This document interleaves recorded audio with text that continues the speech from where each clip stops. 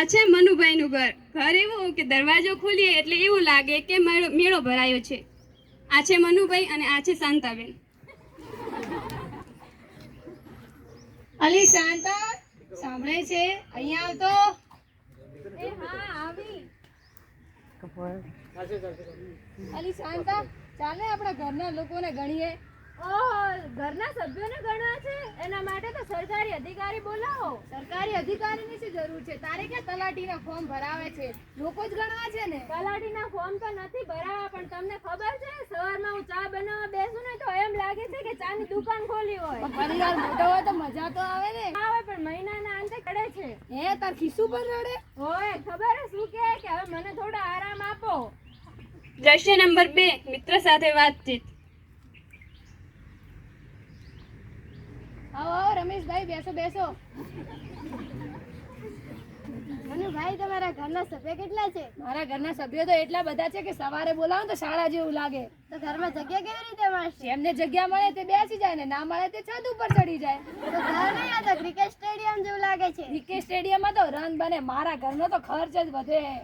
દ્રશ્ય નંબર 3, શિક્ષકનો પાઠ.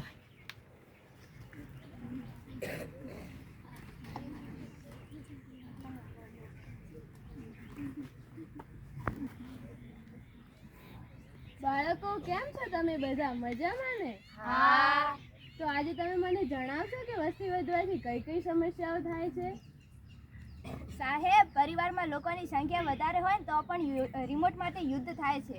એ તો ઘરનું ઉદાહરણ છે. સમાજની અંદર તો પાણી, રહેઠાણ, બેરોજગારી વગેરે જેવી સમસ્યાઓ થાય છે. તો તેનો શું ઉપાય છે સાહેબ? શિક્ષણ, સમજણ અને પરિવારનું યોગ્ય આયોજન. સાહેબ, એક દિવસ તો એવો આવશે કે બસમાં બેસવા માટે ટિકિટ નહીં પણ સીટોની લોટરી લેવી પડશે. વાહ વાહ, સારું કહેવાય. બીજું શું થશે તમે મને જણાવો તો ખરી. ઘરમાં જગ્યા ઓછી પડશે તો લોકો છત પર નહીં વાદળ પર ઘર બનાવશે. સાનું માનું એઠું બેસ ને ભણવામાં ધ્યાન આપ, નકર તારી કલ્પના શક્તિ પણ વસ્તી વધારે જેમ વધી જશે. સર, મારા કલ્પનાની વસ્તી તો વધી શકે પણ હોમવર્કની વસ્તી ક્યારે પૂરી જ થતી નથી. દ્રશ્ય નંબર 4, ડોક્ટર પાસે.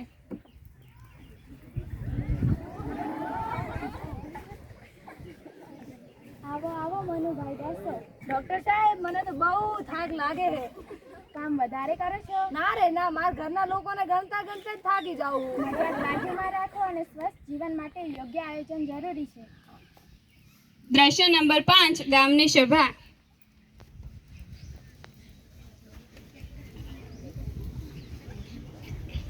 સાંભળો વડીલો, ગામમાં પાણીની અછત અને રોજગારની સમસ્યા વધી રહી છે. નોકરી માટે અરજી કરીશું તો અરજીની લાઈન મારા કરતા લાંબી હોય છે. મારા ઘરે તો ભોજનની લાઈન જેટલી લાંબી હોય છે કે જોવા માટે પણ દૂરબીનની જરૂર પડે છે. હાસ્ય સારું છે પણ તેનું સમાધાન પણ જરૂરી છે. સાચું કહ્યું તમે. અંતિમ સંદેશ.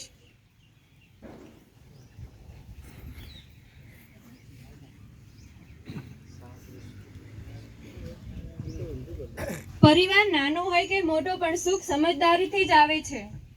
સાચું કહ્યું તે શાંતા. હવે હું મારા પરિવારના સભ્યોને નહીં ગણું પણ તેમને સારી સુવિધા કેવી રીતે આપી એ વિચારીશ.